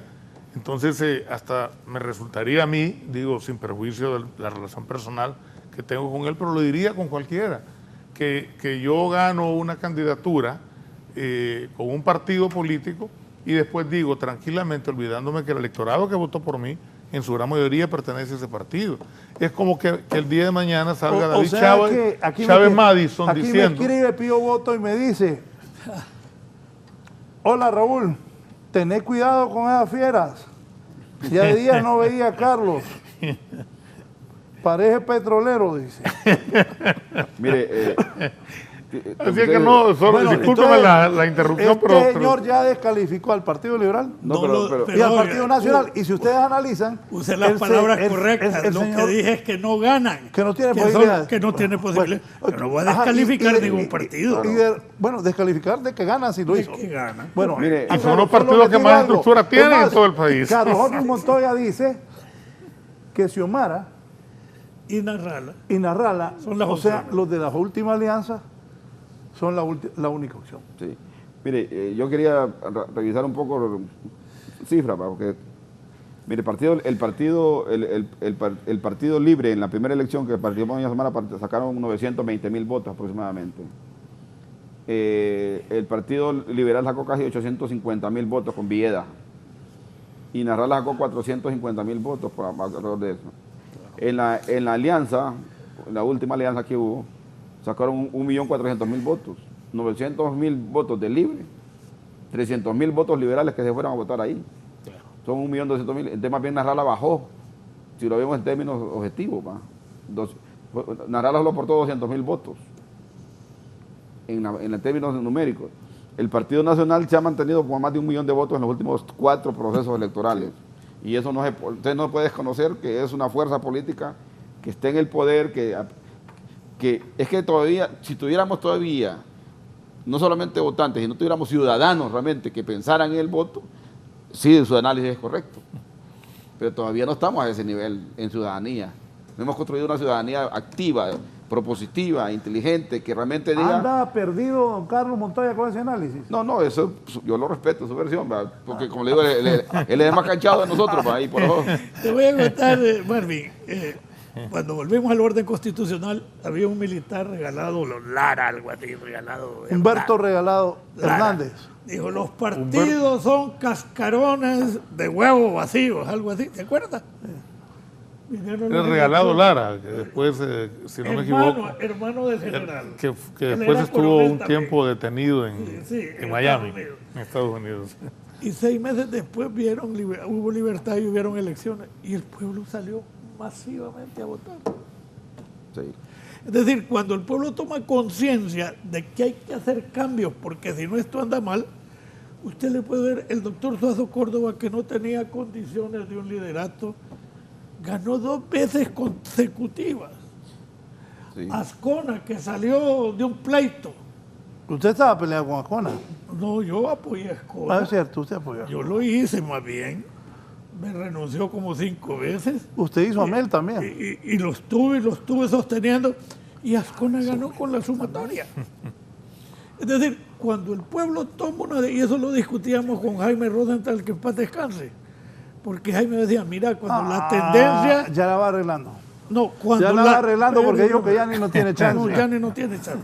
Cuando la tendencia está manifiesta en el pueblo, no hay publicidad, no hay asesores políticos, no hay nada que detenga esa votación popular. Y te voy a dar un ejemplo, Callejas. Callejas llega al poder desde la llanura, con el apoyo de los hondureños masivamente.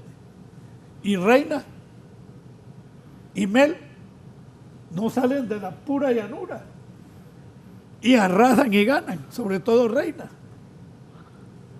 Entonces, ¿de qué estamos hablando? De un pueblo tonto que no sabe votar, de un pueblo ciego que no sabe votar, de un pueblo que le ha ido mal, que le va mal y le va a ir requete mal si las cosas siguen iguales, y que no sabe entender que con su voto puede cambiar el destino del país.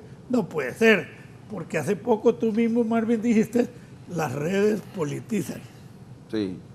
Pero también Estamos en otra realidad. hay una infraestructura también. ¿Qué pasó con el Partido Liberal? Perdió el activismo de base. Por el golpe. Porque hay un clientelismo político también. El que está en el por poder el consigue golpe. chambitas y trabaja para fuerte por su partido. El golpe Y está crió a obligado. libre, hombre. Bueno, el golpe crió a libre. entonces, Carlos, es que, perdón, bueno, por supuesto, Pío nos manda a saludar de nuevo. Insiste en el aspecto de petrolero de Carlos, ¿verdad? Algo nuevo le sabe. Algo nuevo le sabe, sí, o es evidente, ¿verdad? Pero no, Yo lo dejé por mi bote blanco. es que mire, yo voy a incluso contar una anécdota. Recuerdo cuando el 2016, si mal no si no me equivoco, Mel convocó a una elección interna en Libre. Entonces, mucha gente se molestó, lo adelantó la elección. Esto fue en octubre del 2016. Y algunos incluso le cuestionaron. Yo fui una de las personas que le digo, dime cómo estás yéndote a una elección. No, hombre, me dice, bien sencillo. Y me pareció una elección de conocimiento y de experiencia política. Es muy sencillo, dice. El Partido Nacional me quiere quitar Libre. Entonces yo me adelanto a una elección, ¿okay? Saco del partido a quinta columna que tiene ahí, que tenía según su criterio, y consolido internamente. Lo mismo después ocurrió con Narrala, que estamos hablando ya de temas específicos, y en relación a lo que menciona Carlos. Mel sugirió a Narrala que se fuera una elección interna. Xiomara, el 2013, a pesar de que en ese momento Mel tenía el liderazgo absoluto en Libre, que ahora no fue igual. Ya no lo tiene. Ya no es igual. Y ya no lo tiene Mel, el liderato absoluto. ¿Eso estás diciendo? De hecho, sí, lo estoy diciendo y además está a la vista. Lo digo y está a la vista, ¿no? No hay que ser ningún sabio para darse cuenta de eso, ¿no? Pero en el 2013 ese liderazgo era absoluto. Y sin embargo... Están oyendo, Milton Jiménez dice que Mel Zelaya ya no tiene liderazgo absoluto. No lo tiene, pero en todo caso, y refiriéndome específicamente a las acciones políticas importantes que modifican circunstancias hacia el futuro, él mismo le sugirió, según me lo manifestó a Narrala, que tomaran las medidas necesarias, entre ellas ir a una elección interna. Xiomara fue una elección interna en 2013, a pesar de liderazgo, y consolidó su partido. El 2016, uno podría decir qué necesidad tenía Mel, fue elección interna. Pero el 2013, porque olvidemos que ya a estas alturas Narrala no es ningún neófito en política, claro, es decir, lleva 3 procesos, en uno fue candidato presidencial y en mi opinión incluso ganó esas elecciones, la alianza, y la ganó Narrala. Pero estamos hablando de alguien que ya no es un outsider como se quiere plantear todavía a estas alturas. De eso ya pasó. Es un partido sin embargo, y en esto yo creo que hay que ser, porque hay que hablar con la suficiente claridad y sin ambajes en esto. Él no tiene estructura política. Narrala no tiene estructura política en todo el país. Y una elección se gana también con estructura política, Carlos. Usted mejor que nadie lo sabe. Usted que participó en elecciones internas en el Partido Liberal, que fue presidente del Congreso, que ha sido un líder y además alguien...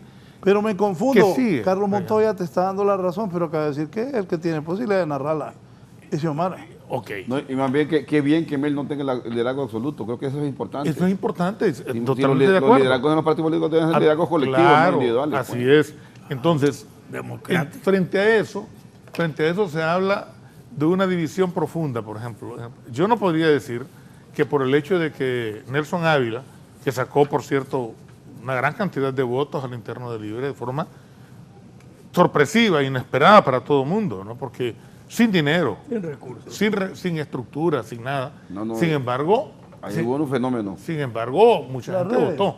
No, un grupo de medios de comunicación hizo una estrategia para inflar a Nelson. Para llevárselo gordo a la alianza. Independientemente de eso. Porque, ¿quién trabajó más? ¿Carlos Eduardo Reina o Nelson Ávila? No, por supuesto que Carlos Eduardo Reina. Ajá, y mira el resultado. Sí, pero independientemente de eso, estamos planteando las cosas más bien, las estamos planteando a partir de resultados. Porque podríamos ir a los intríngulis de cada partido político y de cada movimiento. Y no es ese el tema. El tema son los resultados electorales. ¿Okay? Yo podría decir que el Partido Nacional sacó casi 1 millón o 1 millón de votos, pero igual sacaron más de 250,000 votos nulos y en blanco. Es decir, que eso plantea otra, pero lo real, lo concreto, es que aproximadamente 1 millón de personas fueron a las urnas del Partido Nacional. Eso es lo objetivo, más allá, independientemente de mi visión subjetiva de las cosas. Los objetivos son los resultados. Los resultados están a la vista y no requieren mayor análisis que entrar precisamente a ese análisis al cual yo quiero referirme. Es decir, se habla, yo no puedo decir que porque salió doña María Luisa Borjas diciendo de que ella era la coordinadora de Libre, que porque Nelson Ávila sacó, que porque Wilfredo Méndez está con Nelson Ávila en una supuesta alianza de perdedores, como nos han dicho, no, yo no digo de perdedores, creo que cada uno de ellos es ganador en su ámbito, pero es una alianza que ¿qué posibilidades reales tiene de prosperar? Ninguna, objetivamente, ninguna. Y por eso yo voy a decir que hay una alianza de grandes, ¿va? Claro, de grandes fuerzas políticas. Que hay una división interna profunda en Libre, es decir, irresoluble. No, que hay una división interna porque don Luis Zelaya desconoce los resultados y su grupo pequeño desconoce los resultados. Que hay una división profunda en el Partido Liberal. No, que porque don Mauricio Oliva, Ricardo Álvarez, Reinaldo Sánchez no fueron a la convención del Partido Nacional, que es que hay una división profunda en el Partido Nacional. No, es decir, no nos podemos engañar, uno tiene que tener una visión pragmática de las cosas. Y si no, entonces vamos a comenzar en ese proceso descalificatorio. No, tampoco coincido con esto. Y luego el otro punto es, si nosotros entramos en una discusión, usted fue partícipe también, Carlos, de la opción B. Usted fue uno de los grandes negociadores de la opción B.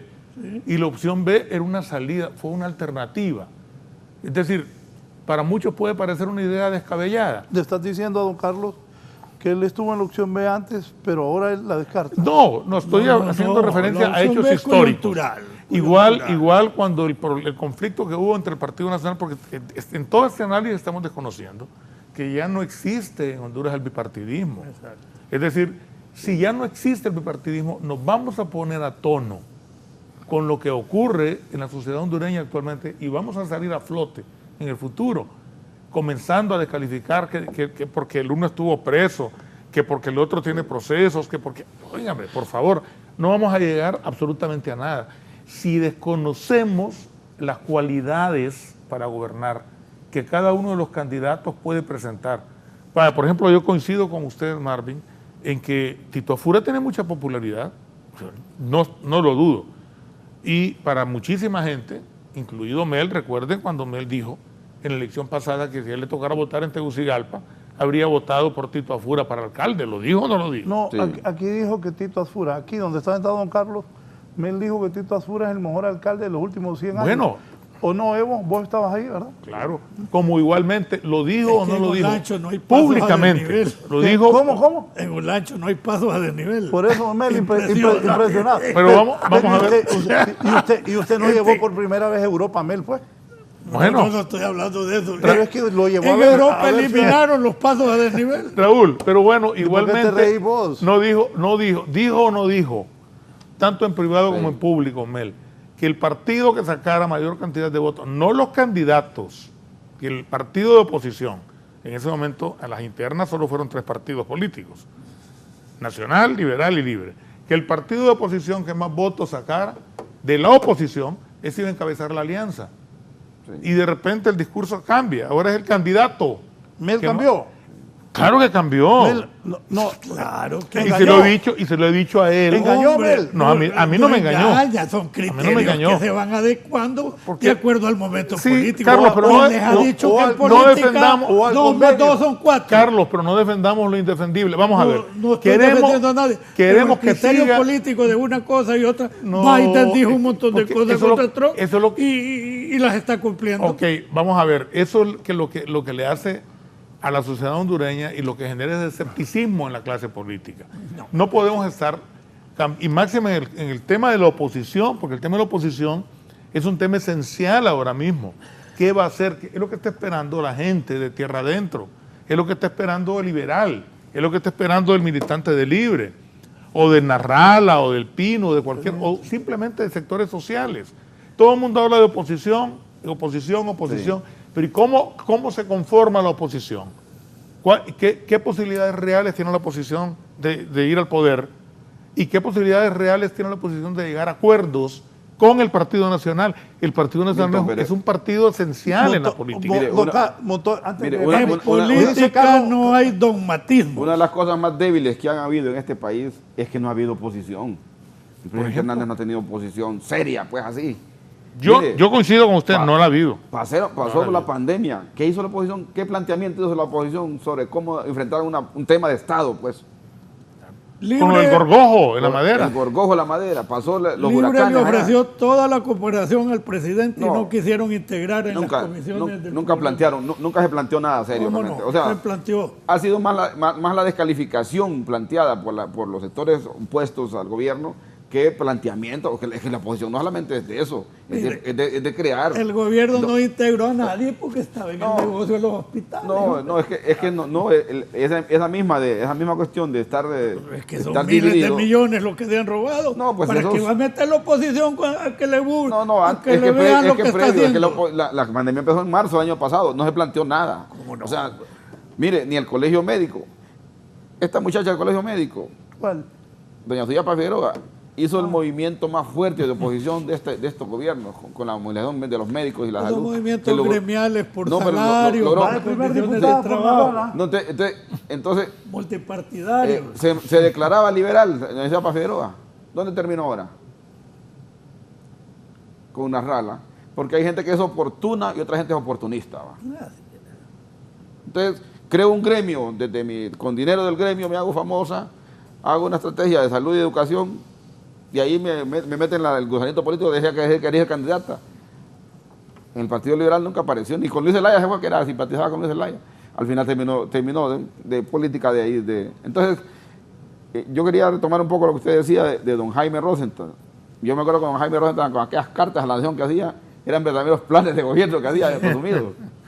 Sí. Don Jaime, desde la condición de banquero, decía que había que reformar el sistema financiero del país, que es una de las grandes trabas que tiene este país. Usted fue presidente de la Comisión de Banca y Seguros. Claro. El sistema financiero tiene secuestrado el país aquí para poder desarrollar la economía.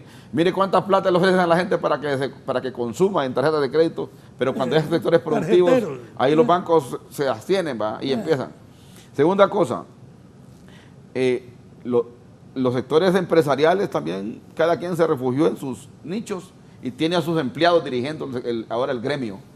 Ahora los empleados de los empresarios son los que dirigen los gremios. ¿A quién se quiere referir? De nombre. No, aquí Urtecho aquí. Juan Carlos allá aparece de vez en cuando, pero ahí quien maneja el código son los empleados. Allá aquel otro, el pelón aquel de allá de San Pedro, Pedro Barquero, maneja la Cámara de Comercio y era empleado de Toti Fara. Entonces, ya los empresarios ya no les interesa ni el gremio de ellos, porque cada quien se ha nichado en sus nichos de negocios. Y lo que está claro, ¿quiénes son los ricos nuevos de ahora? Los que hicieron negocios con el Estado, porque el sistema económico está diseñado para robar, para hacer transacciones de Estado. Todo eso. Entonces, mientras no Estás reformemos diciendo la ley de verdades. contratación del Estado, la ley de la administración pública, la Modernizarla. ley financiera, hay que hacer cambios profundos Claro. para la poder... ley de secretos de Estado, por ejemplo. Todas las leyes de secreto, yo se lo he dicho al presidente que aquí no hay nada que esconder, si al final todo va a salir al público. Es decir, yo no he querido. Entonces, hay temas, pero también, ¿qué pasa?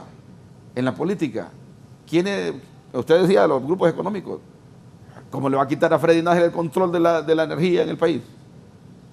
A los CAFI el control de los medicamentos y a los otros, a los Canaguati. ¿Cómo le va a controlar a los otros que manejan el cemento en forma de clúster? Entonces, todos estos invierten en política para mantener su status quo. Entonces, cuando quiere hacer cambios usted, nosotros lo podemos decir aquí, pero va a hacer cambios. El mismo Mel decía, de aquí hay 3 fuerzas económicas, los grupos económicos, la embajada y no sé cuál era el otro que decía. ¿va? Mire, Honduras, Entonces nosotros realmente tenemos que ser ciudadanos con exigibilidad, pues, y los partidos políticos deberían de analizar también, no solamente conseguir el voto y defender el voto, sino realmente qué van a hacer una vez hecho gobierno. Porque aquí, por ejemplo, el gobierno del doctor Reina, ¿cuánto nos ofrecía el doctor Reina cuando era gobierno, cuando era candidato? Al final le tocó enfrentarse a la realidad de que los grupos económicos tienen secuestrado este país. mira, Morbi, Y mientras eso no se hagan unos cambios profundos. yo no comparto esa idea. Los grupos económicos tienen derecho a existir y en todos lados del mundo existen y tienen derecho a desarrollarse y eso es bueno para el país, a generar empleo, a diversificarse. Lo que necesitamos es leyes permanentes, transparentes y aplicables. Es decir, aquí ya la Constitución da un marco económico del Estado, nadie la puede cambiar, a menos que cambie la Constitución. Es un Estado mixto, de economía mixta. Entonces, si hay una ley que te determina cuál es el comportamiento de los productores de energía, de los productores de cemento, de los productores de cerveza, de los productores de comida, de los productores, etcétera, no hay problema que existan esas instituciones, pero tienen que aplicarse la ley. El tema es que han negociado fuera de la ley, han negociado privilegios fuera de la ley, costos fuera de la ley, monopolios fuera de la ley. No, han adecuado las leyes a los privilegios. No, fíjate que no, ni tanto eso. No, Cuando tú yo fui vas congresista de 8 años, ahí estuve yo cuando se dieron las Cuando leyes. tú vas al ENE a ofrecer 200 megas, 1 centavo de diferencia son alrededor de 8 a 10 millones diarios. ¡Diario! Claro. Entonces el negociador es el Estado con el particular que produce energía. ¿Dónde está la falla? No está la falla en el térmico, está en la corrupción del Estado. Porque tú estás obligado a llamar a una licitación pública. No, pero Después la declaran nula para hacer la negociación particular. Pero es que entonces, ¿cuál es el problema? La corrupción no es el monopolio. Eso no deja que nadie le gane. No, pero yo recuerdo que estuvo pero mire, una empresa que ¿cuántos gerentes tuvo en la ENEMEL? Por eso. ¿Cuántos gerentes han habido ahorita? Pero en ese ¿Cuántas tiempo, unidades interventoras? pero en ese tiempo la ENE no estaba quebrada, Marvin. No, pero ya tenía problemas. Imagínese que la mejor gerente que ha habido en los últimos 25 años ha sido Ríximo Cara. Y en honor a la verdad, en ese gobierno pero es la que más la dirección de Ríximo Ríximo Moncada, hay que reconocer que la ENE incluso llegó un momento, si mal no recuerdo, que hasta ganó como 100 millones, una cosa que hacía muchísimos años. No sé que le decía a Raúl que la mejor gerente de la ENE en los últimos 25 años ha sido Ríximo Moncada. ¿De dónde venía Ríximo Moncada? De la justicia, de el ser mejor fiscal. gerente de era una economista, era una abogada, una jurista. Manuel Arriaga estuvo 2 periodos, uno de Carlos Flores y otro de Carlos Roberto. ¿Estás de acuerdo? ¿Quién? Manuel Arriaga, Yacamán. Pero fue mejor la gestión de Ríximo. Fue un gran director también. Nosotros no tuvimos el ENE, el drama que es ahora el ENE para Honduras.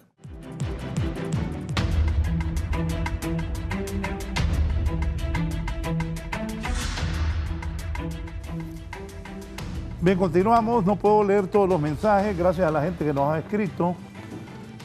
Aristides Mejía, muy buena tertulia, saludos a todos. Así se debe comentar la política, desapasionadamente, inteligentemente, dice Aristides Mejía. Aquí Emilio Hasbun, saludos a todos, muy bien los panelistas. Don Carlos Montoya, muy capaz. Aquí me escribe Germán Leicelar, el país tiene todo lo que requiere para salir adelante, recursos, población, en niveles manejables y mucho más. Es que no tiene. El problema es administración y seguridad jurídica.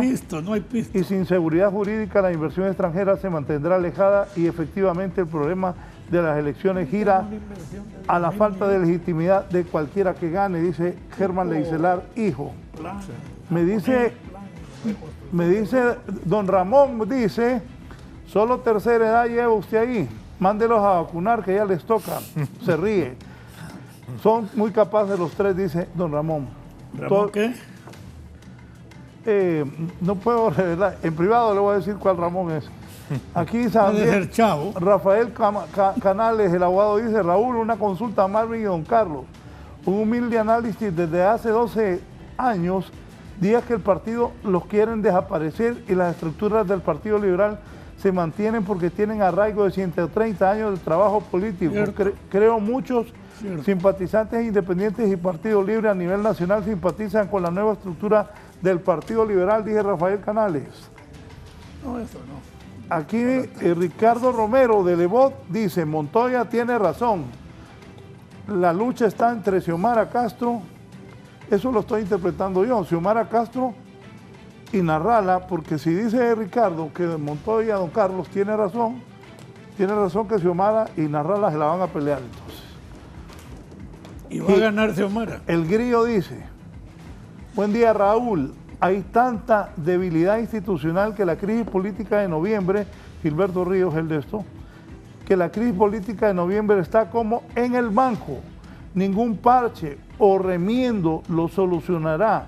Saludos a sus distinguidos invitados, dice don Gilberto Ríos. Bien, y así, gracias a la gente, no puedo leerlos todos. Decía don Carlos. Mire, un cambio de estructura, como pudiéramos hablar en teoría, no es fácil. Primero, no lo acepta el pueblo. No va a cambiar usted la tenencia de la tierra, la tradición de cultivo, la intermediación del comercio, el sistema financiero de la noche a la mañana. Ni siquiera yo he estado pensando cuánto le convendría a Honduras dolarizar la economía. Porque la dolarización significa, y usted ha sido banquero, que no puede haber déficit fiscal mediante la emisión de dinero inorgánico. Pero sin embargo, en estos países del tercer mundo hay tanta crisis que si el Estado pierde esa facultad de emitir dinero, aunque sea inorgánico, pues le cortan casi la mitad de un brazo para resolver. Gran parte del poder. Gran parte del poder. Entonces, ¿hasta dónde? Yo me he puesto a pensar cuántas cosas. Cambiar el sistema no es fácil. No hay cuadro suficiente en el país, ni siquiera para modernizar el Estado. Hay una corrupción a todo nivel, que solo mediante una reingeniería, como dice el ingeniero Flores Bacusé, se puede achicar el Estado y hacerlo más efectivo y pagarle bien a los empleados y funcionarios. Es decir, yo quisiera que alguien me dijera qué va a hacer si usted fuera presidente el 2022. ¿Qué haría, Marvin? Es bien difícil. No, pero ¿qué va a hacer Xiomara o qué va a hacer Narrala? Quienes usted dice yo que le uno de los digo, dos va a lo ganar. primero es hacer un gobierno de integración, un plan de emergente, de gobierno, hablarle con la verdad al pueblo y que todos empujemos a ese plan emergente. Y una vez cumplida esa etapa, se plantean las nuevas expectativas que se puedan crear. El Estado Raúl, tiene que invertir dinero para generar variables importantes. Admiro la visión pragmática, y siempre la he admirado, de Carlos. Tiene una visión, es decir, va, digamos, al apartar completamente la paja, ¿no? Para irse directo al grano. Y es una cualidad de una gran habilidad política. Dentro de esa idea de la habilidad política, a mí me parece que a estas alturas, más que decir va a ganar fulano, va a ganar sutano, la oposición, digamos, ese ser etéreo que nadie logra definir, ¿verdad? Porque algunos que hasta hace poco estaban con el gobierno, incluso en organismos, usted mencionó algunas ONGs, algunas organizaciones como el Consejo Anticorrupción, hasta hace algunos tiempos, 2, 3 años. Sin embargo, hoy son parte de la oposición. Claro, pero hoy son parte, Carlos, de la oposición. Y está bien, todos tenemos derecho, incluso algunos sectores de las iglesias, etcétera, ¿no? Pero, ¿qué es lo que debería estar debatiendo la oposición para mí en este momento? Debería estar debatiendo cómo se puede ir unidos. La oposición, por ejemplo, que lo olvidamos con suma facilidad, porque uno de los grandes problemas que tenemos en Honduras es que la memoria nuestra es corta. ¿Por qué se da con más facilidad esa alianza entre Libre y Narrala? A la cual se unió mucha gente después. Simple y sencillamente porque Narrala no tenía estructura. La pasada, porque ahora ya no se pueden ni ver. No, ahora no, estamos claros. Pero ¿por qué se dio esa alianza en aquel momento? ¿Por qué fue más fácil? No porque se dio, porque fue más fácil. Porque Narrala no tenía candidatos fuertes que habían salido de una elección interna a las alcaldías, a los diputados. Plantéele usted a un candidato. No tenía ni partido. Bueno, no tenía ni partido. Vaya, pero no es la voluntad de Zelaya de abrirse. Carlos, pero solo le voy a decir, mire, usted que ha estado en política durante tanto tiempo, plantéele usted, por ejemplo, a Quintín Soriano, para mencionar a alguien, o a Amable de Jesús en Colinas, o a Carlos Miranda en Comayagua. Plantéeles, miren, es que vamos a una alianza. Libre, Partido Liberal. Entonces ya usted no va a ser el candidato a alcalde de Comayagua, va a ser el de Libre. O ya usted en Colinas, usted es amable, ya no va a ser el candidato a alcalde en Colinas, va a ser el del Libre, perdón, el del Partido Liberal. Y así sucesivamente. Eso es inviable en política. Sí.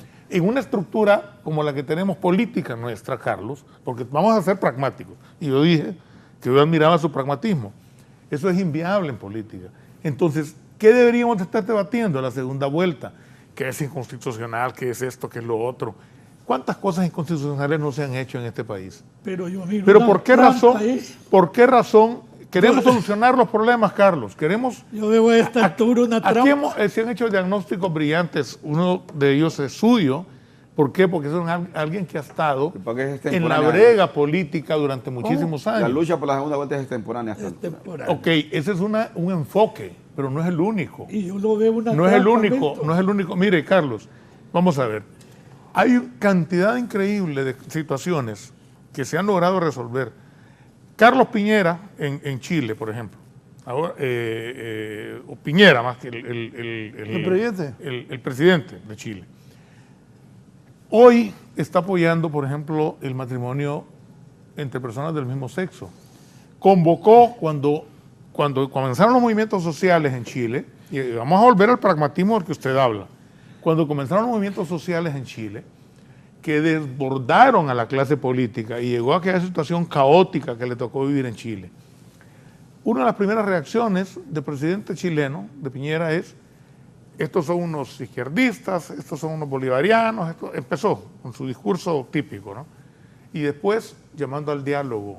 Cuando comenzó a llamar al diálogo, era bastante tarde. Y las concesiones que tuvo que dar la clase política, y esto no estoy hablando únicamente de la derecha. En este momento... Estoy hablando también de la izquierda en Chile. En este momento Duque de Colombia está igual o peor. Colombia está igual o peor. Piñera, entonces, vamos a atajar los problemas antes de tiempo. Pero son luchas de calle. Pero vamos a ver, nos vamos a agotar en una discusión juridicista para resolver conflictos políticos y sociales. Es un error. Se lo digo como abogado, y como abogado que tengo 35 años o más de estar en esto. Tiene que ser lucha de calle. Es un error, es un error. Entonces, si nosotros venimos y nos vamos a poner, no, es que no es la alternativa, hombre, busquemos una alternativa. ¿Para qué? ¿Cómo le vamos a dar legitimidad? Yo hablé al principio de la legitimidad, ¿o no? Sí. ¿Y coincidimos o no coincidimos con ese tema? Coincidimos. Es fundamental que el próximo gobierno tenga no solo integración, con lo cual yo estoy de acuerdo, tenga legitimidad. No importa, repito, si es Tito Asfura, si es Xiomara, si es Salvador o si es Gianni Rosenthal. Pero ¿cómo le vamos a dar legitimidad con un 20-25% del electorado? Solo porque la Constitución, como si fuera una camisa de fuerza, dice, según la lectura, porque hay otros que le dan una lectura diferente. Yo he escuchado a Jorge Cálix haciendo exposiciones en esto y en otros foros brillantes sobre el 236 de la Constitución. Brillantes. Me acordé del buen amigo, era un gran líder en el Oriente, amigo de mi papá, Rodrigo Castillo. Rodrigo Castillo, sí. La Constitución está hecha para violarla cuantas veces quiera. Por ejemplo, pero el tema no es ¿Cómo ese. se gana en Estados Unidos? Raúl, pero claro, en Estados Unidos hay bipartidismo, Carlos. No sigamos, porque entonces no estamos diciendo lo que la gente necesita saber, lo que la oposición, por ejemplo. Ajá.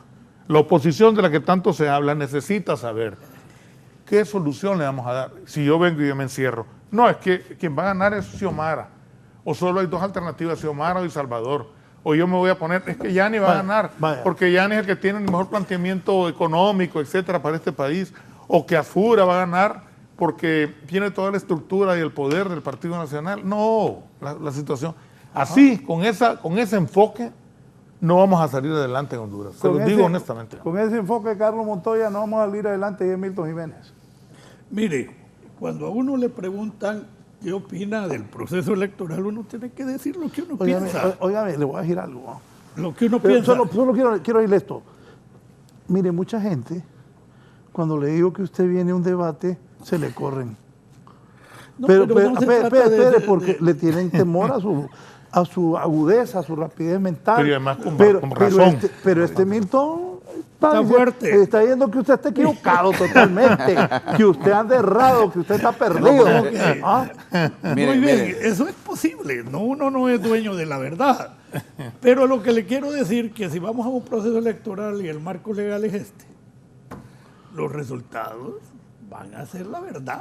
Y la ley electoral, Y cuando se la cambió, legitimidad. Carlos, se cambió al último día. No, y pero ¿por qué? estamos Porque hubo hablando presión o en no los hubo ar- presión. En los artículos embajada. relativos Interna a todo e esto. internacional. ¿Hubo o no hubo presión, Carlos? Como con sea, la ley electoral. ese es el marco, El primer esa es la Twitter- ley. El primer Twitter Mira, cuando se aprueba la ley electoral es de la embajada americana. Cuando Gracias, nosotros que ya hicimos la aprobaron opción ley. B, la opción B La OEA después. ganó Asconao con la sumatoria de los otros dos candidatos liberales. Ok, y cuando Maduro, ¿usted estuvo de acuerdo Entonces, con lo de Maduro espéreme. y Ponce, Pineda Ponce? Sin No, mire. embargo, hubo gente que interpuso recursos de amparo.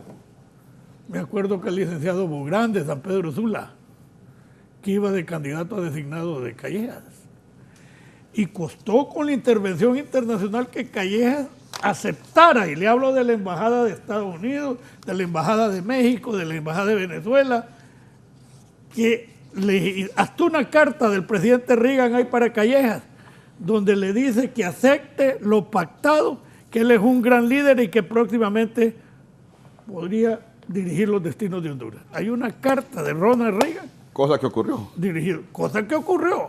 Lo pactado. Entonces, ahí entendió Usted dice lo Callejas, pactado. no. Estoy de acuerdo. Ahí entendió Callejas que era más fácil respetar la democracia para avanzar y poder tener oportunidad que destruirla. Entonces, a mí me parece que si no hay segunda vuelta, no es que Honduras se perdió, ni que aquí nos comió la anarquía y que ya esto va a desaparecer la institucionalidad. Es una alternativa que desgraciadamente, como dice Marvin Ponce, llega tarde, el gobierno no tuvo la voluntad de darla, se necesitaban 2/3 de la votación y no se dio. Pero satanizar el proceso electoral solo porque no hay segunda vuelta, me parece que no es lo Sí, correcto. mira, al no haber construido alianzas políticas entre en este periodo, el gran ganador es el Partido Nacional. ¿Usted De cree, acuerdo. usted El gran cree que ganador. gana el Partido Nacional? El Partido Nacional va a ganar. ¿Tito Afura? Va a ganar.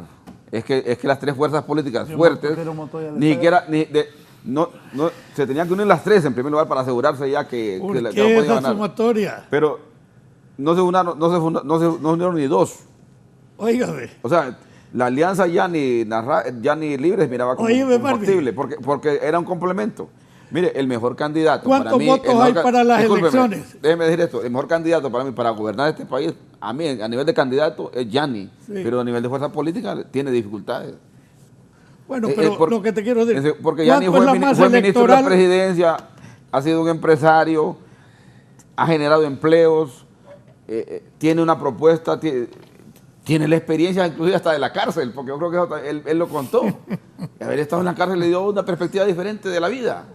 Y entonces esas cosas realmente le permitirían a él hacer eso. Yo por eso pensé que esa alianza con Libre podía jugar un papel Raúl. estratégico, porque de lo contrario, mire, Tito Afura es el único candidato nacionalista que puede conseguir votos fuera del Partido Nacional.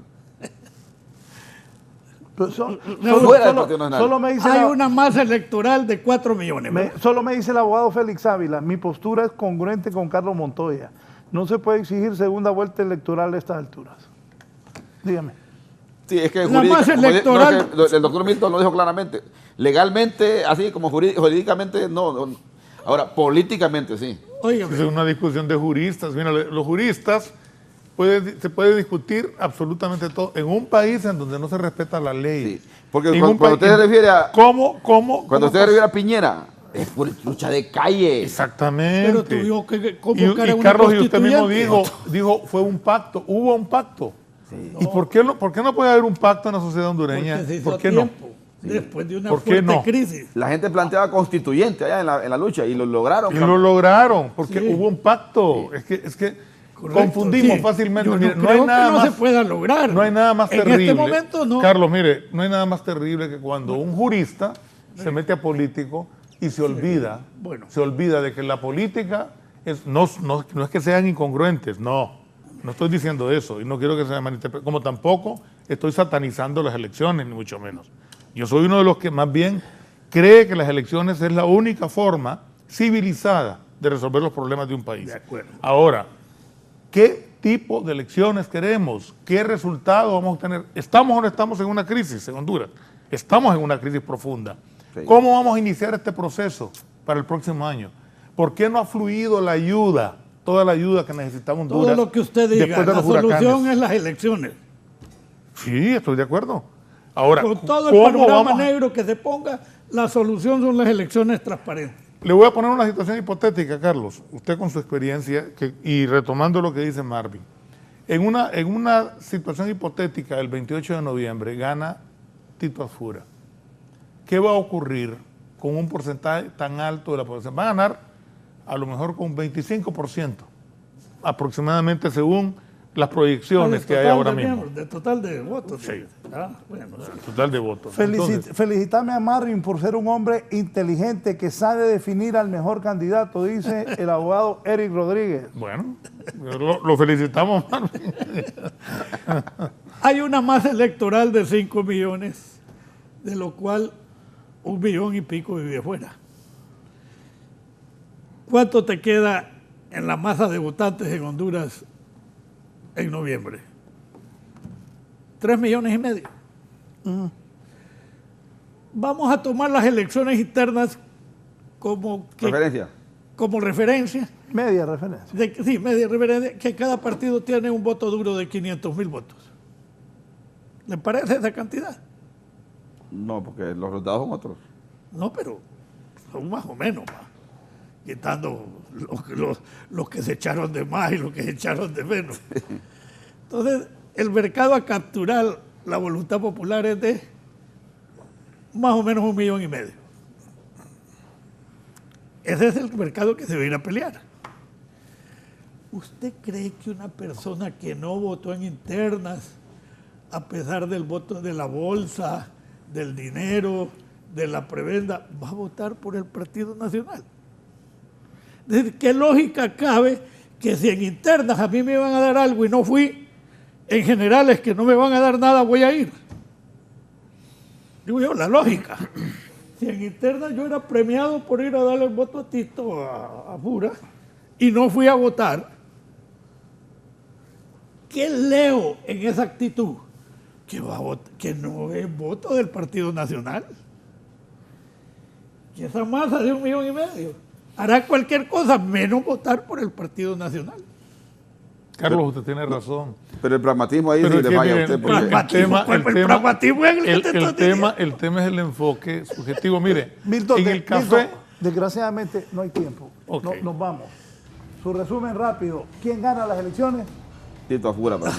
El Partido Nacional es difícil porque es que se ocupan 3 elementos, ¿va? Conquista del voto, infraestructura para conquistar ese voto y la defensa del voto. Si no tiene plata, si no tiene 500 millones como mínimo para invertir, más 40,000 personas voluntarias que trabajando, no ganó la elección nadie. Con ese esquema tuyo, Reina no hubiera ganado entonces, nunca. Sí, 1.100.000 votos son la base para ganar una elección ahora. Marquen esto, que voy a hacer una promoción con lo que estos 3 señores contestan. El Partido Nacional... ¿Quién gana las elecciones? El Partido Nacional el resultado final fue 1.400.000 votos en la elección, por lo menos hipotéticamente. La alianza también. Hoy solo ocupan 1.100.000 votos para ganar, ocupa 300.000 votos menos para ganar de lo que sacó la vez pasada. Entonces, porque hay 4 fuerzas divididas. Igual el otro. ¿Quién gana entonces? Tito Asfura. ¿Quién gana las elecciones? Xiomara Castro. ¿Por qué? Porque es un partido emergente, un partido de esperanza. Emergente, ¿no? Claro, Emergente, comparado a los dos tradicionales, estamos hablando de uno 15 años y el otro 150 años. El único emergente es Juan Barahona. Usted ya no es emergente. Que está peleando con doña Belinda, la Secretaría General del Partido Libre. Doña Belinda, Juan Barahona. Doña Belinda se la merece ahí. ¿Ah, sí? Sí, gran pleito de ahí. Pero espérame, entonces gana Xiomara. Xiomara gana las elecciones y la segunda fuerza es Narrala. Y se van a unir en la cogestión de la administración. Narrala y Xiomara van a ser cogobierno. Van a ser cogobierno y van a integrar gente de los otros partidos por su calificación individual. Marcada todo eso para que los productores hagan una promoción Gracias, don Marvin. Gracias, don Y Carlos. a don Milton no le ha preguntado quién va a ganar las elecciones. Claro que sí. Con él voy a cerrar. Y graben bien. ¿Quién gana para usted, abogado Milton Jiménez Puerto? ¿Quién será el nuevo presidente de Honduras? Como estamos actualmente, yo preguntaría quién pierde las elecciones, el pueblo hondureño. Otra cosa es quién desea, y en eso yo coincido totalmente con Marvin. Para mí el mejor candidato es Gianni Rosenthal. No, pero mire, yo le pregunté a usted. ¿Quién Y gana? aquí el que he preguntado yo. Ok. ¿Quién gana? Le ¿Quién dije. gana para usted las próximas elecciones, abogado Milton Jiménez Puerto? Pues para mí Gianni Rosenthal. Bien. Marvin Ponce gana. Tito Fura, sí. Carlos Montoya gana. Xiomara Castro. Milton Jiménez gana. Rosenthal. Gracias a todos. Buenos días. Que estén bien.